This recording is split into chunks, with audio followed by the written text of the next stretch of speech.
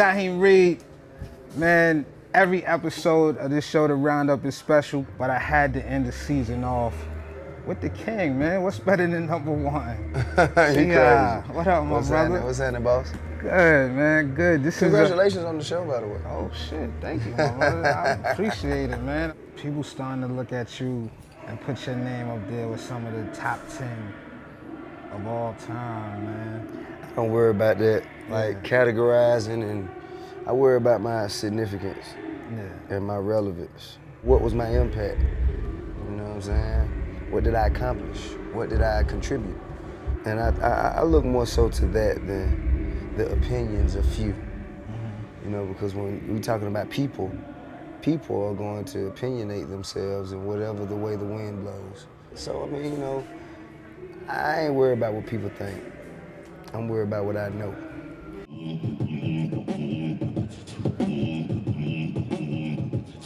When you first started doing shows, right, it was almost like word of mouth to see it. Now, you know, you got the Instagram with the video and 15 seconds of your show is on. Well, when I started, man, I started strategically trying to pick the spots, the nightclubs in Atlanta that were popping on certain nights. Right. And the ones that were popping on certain nights, I tried to see if I can get them to, you know, let me come in and do my thing. You know, they may not even have had performers come in on that night before, but you know, we'll try and work them. You know what I'm saying? Yeah. Hey man, come on man, let's come in and do our thing, blase, blase, whoop, whoop.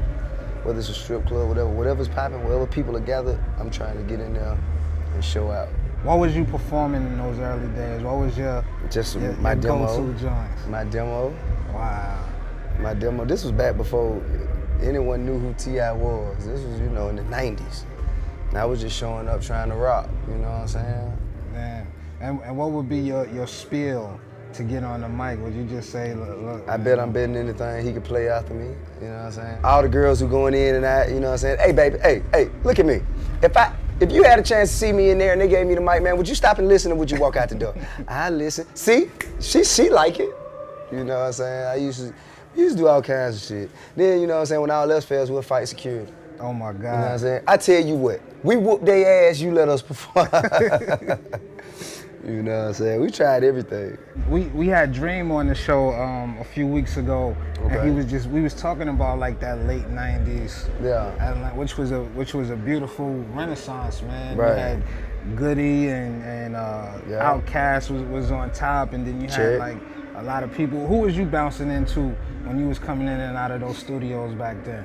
Man, to be honest with you, man, when nobody coming in the studios, I was going to back then.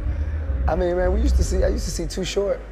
I used to see Short all the time on Campbellton Road, man, where we used to trap on Campbellton Road next door to Big Oomps The record shop. Yeah, the mixtape shop. The world famous Big Oomps. Yeah. So you know what I'm saying? We used to trap right next door, and next to Oomp was a barbershop. And that barbershop just happened to be the barbershop where all of the players, the fly drug dealers and the pimps and everybody come show up, because it was right across the street from a barbecue joint. When was the first time you got paid to do a show, man? Like you got a little bit of buzz and they like, yo, we gotta give this young man some change to do I don't even remember. It was a long time ago, probably like 2001, 2000, something like that. When the album first came out? Nah, probably like right before. Maybe the Shaft soundtrack, something like that. Yeah.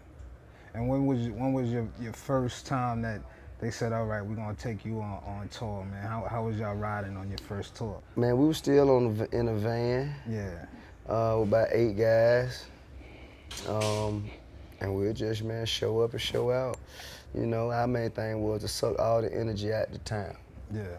Let everybody go home talking about us. Whether it's how dope our music was, how good we looked, or how we kicked them suckers' asses. You know what I'm saying? I mean, we were just trying to make names for ourselves, and usually went about it the complete wrong way. But, you know, I think to be young.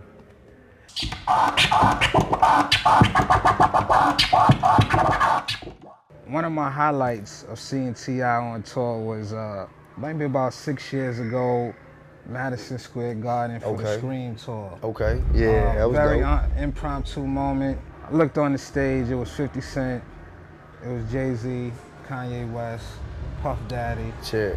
Sierra, and Tip. Right. What's your recollection of that moment? Man, just that it was, as you said, impromptu. Swiss Beats was up there too. Swiss. Everybody just kind of walked out there. Yeah. You know what I'm saying? I'm happy to be I'm happy I was able to be a part of it. Was that one of them moments where, like, just to be there with some other of your peers that was at that global acclaim at that part? It was flattering to say the least, you know? Flattering and humbling all at the same time. Yeah. It put my success in perspective. You know, like, yeah, you doing it big, but you got a long way to go too. You know, so I think that those moments are good. Those moments of clarity, they're good for us because they drive us. They feed our charismatic egos, but then they also drive us at the same time. You know. When's the last time you had one of those moments? Like for Family Hustle, I had those moments when I go somewhere with Major and, you know, everybody's, you know, oh, Major, you know what I'm saying? So they like, yeah, okay, Tip. Hey, Major, who's this old guy in your way? You know what I'm saying? Like, I have those moments. That's a very humbling yet flattering moment, you know what I'm saying? Like when you around people who are your friends, right? So you don't really take into consideration what they mean to the rest of the world. Like, you know what I'm saying? You go, certain places I go with my homeboy Mo, with Nelly, I mean, people just lose their fucking mind. I'm like, man, who are they screaming? oh, yeah, you, oh, okay, all right. Well, you know, with hip hop, man, it's like, it's a constant show and prove type situation, you know, and it's not like, you know, him or even some of our other favorites, it's not like they fell off or lost the talent, they just didn't put the music out. Man, they got rich. They got rich and they wanted to take time and spend their money. You know what I'm saying? They got more money than they'd ever had before, and they saw, man, I can either take the time and I can continue to grind day in and day out and make more money, or I could enjoy the money I already have. Yes. I'm gonna take a little time and enjoy the money that I already have. Yeah. That's, you know, most of the time, and I mean, I'm not saying that, you know, one way is better than the other, you know, to each his own. But I damn sure hear what they saying. I can feel them. Because if I get me a goddamn $100 million check, I'm sure no want to take a little time to enjoy it. I'm gonna take a little time just to look at the check, you know what I'm saying? Me and that chick gonna go on a date, sit that motherfucker right across from me. Put it right on your pillow. What you having? Don't even worry about it. It's on me. Real talk. What was it like for you when you know, you have those goals. You want to see $1 million, then you want to see 10 million. And, right. You know, then I see T.I. pop up on the Forbes list. When you have other things going on in your life outside of business and you're able to maintain a significant level of success and notoriety outside of those, you know, plights and adverse circumstances, you know, then I rate myself on a different scale now. You know what I'm saying? Because I know what I could have done had I not had those adversities in my way. Right. But considering that I have to put myself on a different scale, a different timeline. You know what I'm saying? Because I could have done so much more outside of those things, you know, if those things had not taken place. But since they have, to even still be here, you know what I'm saying, is worth healthy admiration of myself. You ain't got to admire me for it, but I can. Because, you know, I know what it took to get here.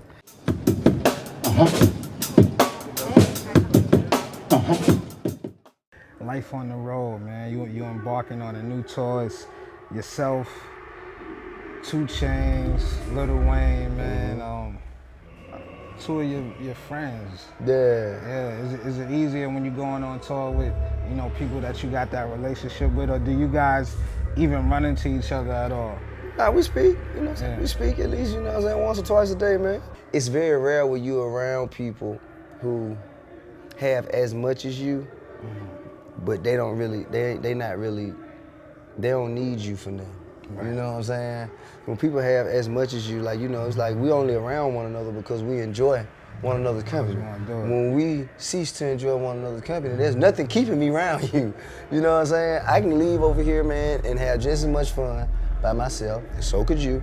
You got your own money, you got your own girls, you got your own, you know what I'm saying? Yeah. So now if somebody's around you because when they're around you, they can be introduced to more than they can be by themselves, then okay, cool. Then it's not just about the company at that point. You know what I'm saying? So I think that's the organic nature of what how we communicate with one another. Yeah. What's going on with the music? I've been hearing that you're a free agent. Is that official or Yeah. a free agent? Yeah. This is the first time since you I'm left serious. Arista. Mm-hmm. Yeah, I own all my music, my publishing, my merch, my touring rights, my everything. Yeah. Everything. So is that a liberating feeling, or is it more of an anxious feeling that you're ready to get this next deal? I mean, I don't even know if there will be a next deal.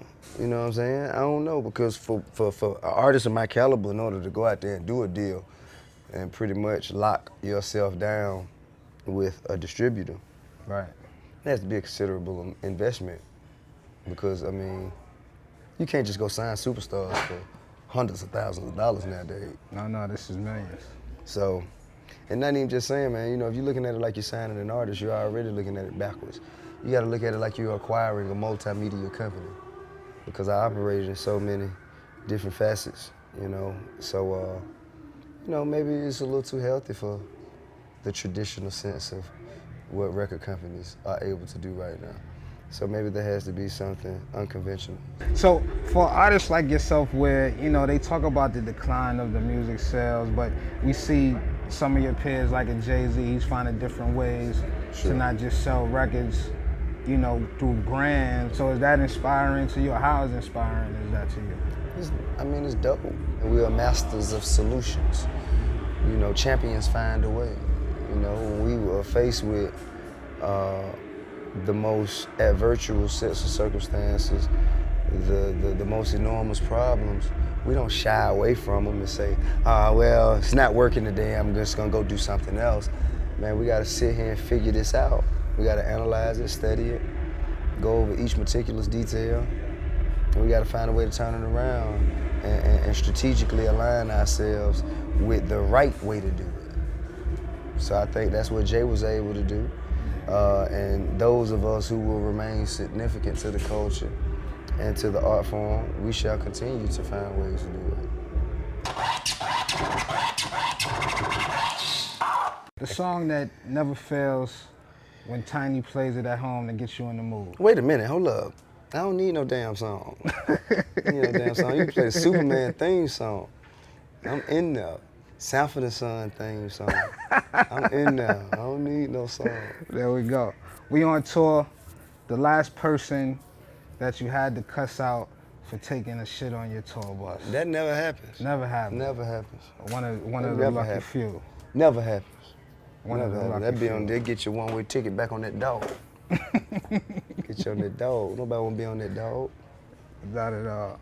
T.I.'s favorite song to perform in front of his kids. In front of my kids? Absolutely. My kids, man, they like ratchets.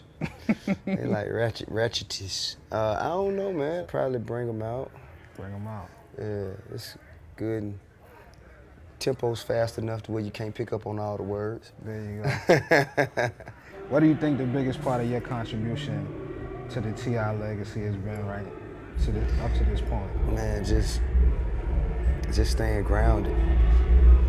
Staying grounded, man, and finding new creative ways to relate. How to find simple ways to say sophisticated things. You know what I'm saying? How to diversify myself and be able to connect with people in all walks of life, from the dope house to the White House. How to bridge the gap between the haves and the have-nots. How to speak to the West Coast and be loved and appreciated by the East Coast. You know what I'm saying? Like, just maneuvering and navigating through in all types of different worlds. You know what I'm saying? Like, I have an ability to go in and operate within a lot of worlds, personally, professionally, without ever losing or sacrificing my own world. You know what I'm saying? Absolutely. I don't have to leave my world behind to go in the next man's world and work with him or, you know, take advantage of opportunities, or I don't have to sacrifice who I am. I don't have to compromise my integrity to go and make a political play and encourage people to vote and, you know, stand next to Andrew Young and do things like Walking with Guns or go to, let's say, do a song with Robin Thicke and Pharrell, operate within that world, or, you know what I'm saying, just different thing, or to be the number one family show on cable television, you know what I'm saying, VH1. Like that I'm not compromising any of my world to operate within any of these other worlds. So I have a way to like bridge gaps and relate to people who everyone would assume would have nothing to relate to my story. So absolutely, man. I think that's been probably the most key factor. Yo, I appreciate you, man. Been Pleasure. rocking for about 12 years. Looking Right forward to another 12. All y'all Yes, record sir. companies, my man is coming with that Brinks truck. If they He do has a better, slew they'll of do better. artists. Get it ready. Already. This is extra special. This is the season finale. We done gave y'all 12 other bangers with a lot of great guests. I'm thankful to all. Check it out. I can't fully speak, fluent Spanish, but I can fully drink Spanish. They said Diddy made us do that. Take my good eye out and put a lazy eye in. We got the fake joint. Joint look like he doing a layup. I can't come to your job kicking fries out of your mouth. Don't come to my job telling me what to do. So I start my mission, leave my residence, thinking how can I get some dead presidents. I made myself a boss, man. I'm self-made. Some of the people who's watching this interview is gonna have a soundtrack to their summer, and I want this album to be that. We wanted hot water, we had to microwave it. When the sun went down, we had to go sleep, we had no lights. Are you ready to play me a record? And 9 out of 10, I'm like, I'll be back. I was always asking for, like, yo, where my chain at? Like, how many Grammys? Like, what's up? Where's my chain? And then it was just over. Flatline. It was coming in so nicely at the time that from 93 to 96, I wasn't trying to make a solo album. Wow. I just was on my feature shit.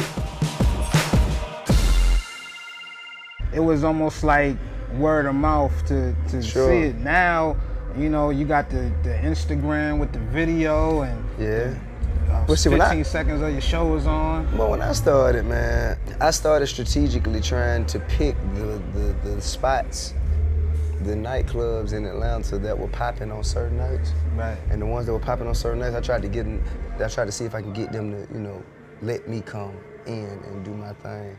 You know, they may not even have had performers come in on that night before, but you know, we'll try and work them. You know what I'm saying? Yeah. Hey, man, come on, man, let's come in and do our thing. Blase, blase, whoop, de whoop. Whether it's a strip club, whatever's popping, wherever people are gathered, I'm trying to get in there and show. You let us perform.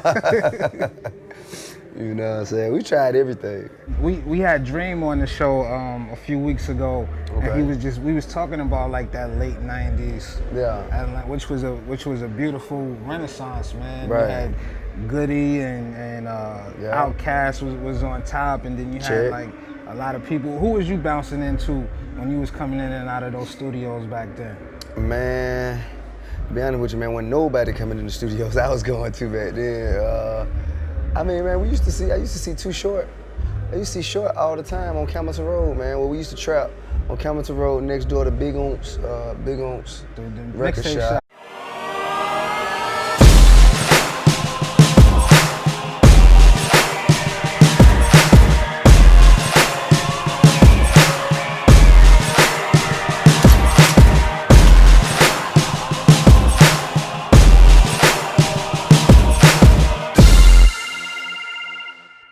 Shaheem Reid, man, every episode of this show, the roundup is special, but I had to end the season off with the king, man. What's better than number one? Yeah. What up, my brother? What's happening, boss? Good, man, good. Congratulations on the show, by the way. Oh, shit, thank you, my brother. I appreciate it, man. People starting to look at you and put your name up there with some of the top 10 of all time, man. I don't worry about that, like categorizing, and I worry about my significance and my relevance. What was my impact? You know what I'm saying? What did I accomplish? What did I contribute? And I look more so to that than the opinions of few. You know, because when we're talking about people, people are going to opinionate themselves in whatever the way the wind blows. So, I mean, you know, I ain't worried about what people think. I'm worried about what I know.